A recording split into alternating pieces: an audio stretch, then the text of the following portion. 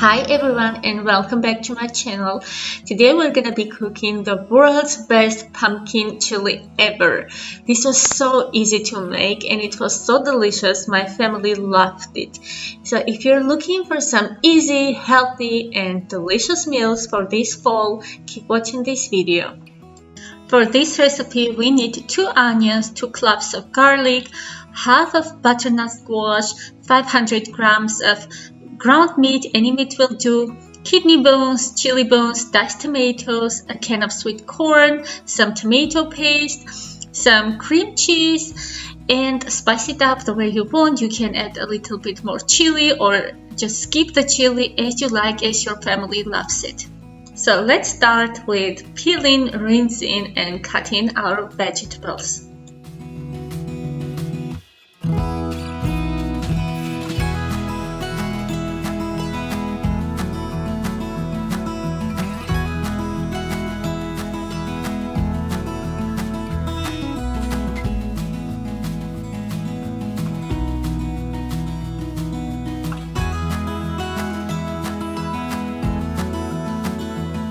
I tried to chop the onions as fine as possible, but I have to be honest with you guys, this is the part I enjoy the least because I don't like to work with onions at all.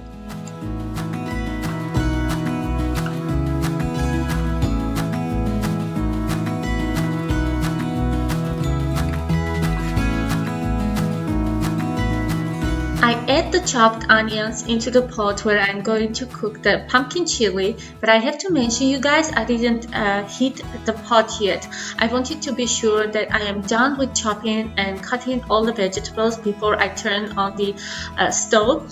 Otherwise, I would end up burning everything as I normally do. So I decided to cut everything and have everything ready before I turn on the stove. For pumpkin chili, we need only half of the butternut squash and the other half I put into my refrigerator and I used it the next day for another dish, which was again very easy and delicious, and I actually filmed it for you, but I won't include it in this video, otherwise it will be too long.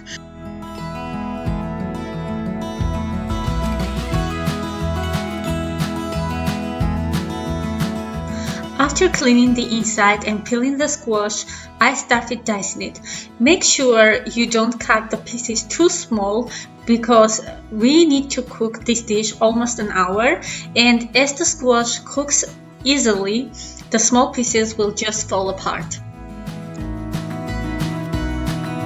By the way, if you're not subscribed yet, I would appreciate a lot if you pressed that red button on your right corner. It is completely free and it will make me so happy and it will help my channel grow. I try to post 3 times a week. I do a lot of cleaning motivational videos. I do organizing, decorating, cooking. I vlog sometimes and share with you with my life in Germany. I will appreciate a lot if you subscribe to my channel. That will motivate me and make me so happy.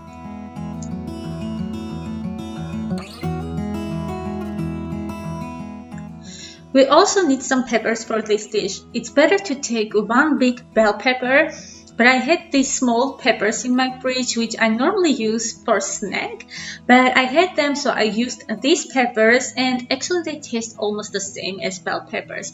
But you are free to decide which one you want to choose or which one you have in your refrigerator. It's up to you. So we're gonna cut them into small pieces and roast them with onions and garlic together.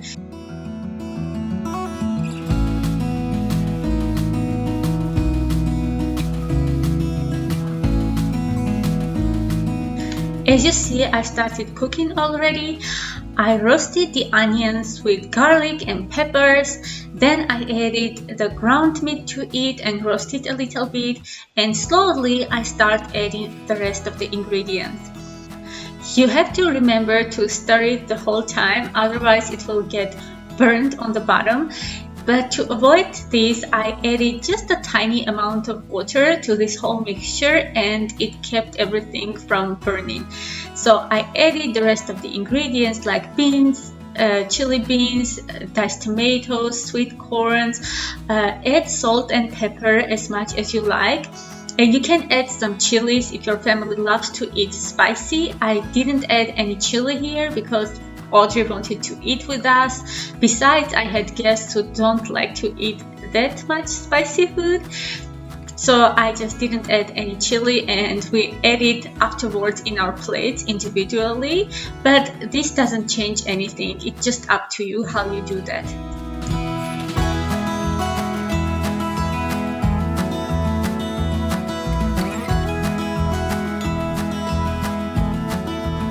As you see, I'm squeezing the last drops of my tomato paste, and actually you're gonna need around 3 spoons of tomato paste, but you can use even more if you like it more sour or less. If you don't like the tomato paste that much, it's up to you. This is the best thing about cooking because you don't have to be exact like in baking. I always prefer cooking over baking because in baking you have to use exact amount of ingredients, otherwise it won't work.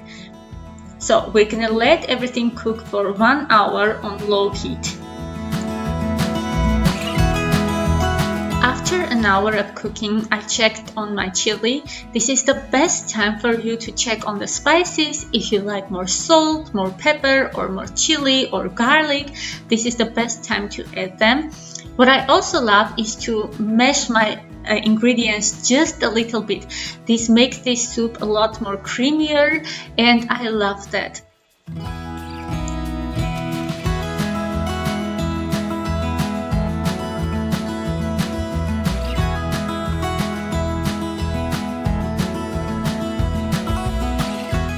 Then I add some fresh frozen coriander to my chili.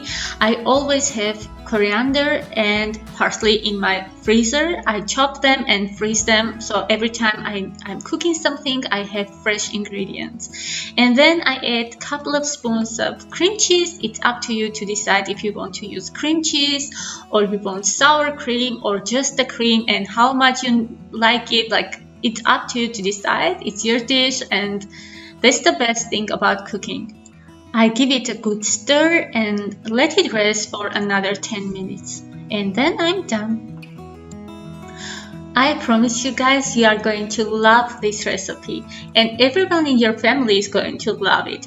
It's so easy to make, it smells delicious, it tastes delicious, it's just the best. And there is nothing better than a bowl of hot pumpkin chili on a cold autumn day. In my case, not that chilly, but I added some Tabasco sauce and some chili into my plate because I like spicy food, but the rest of my family doesn't enjoy it that much.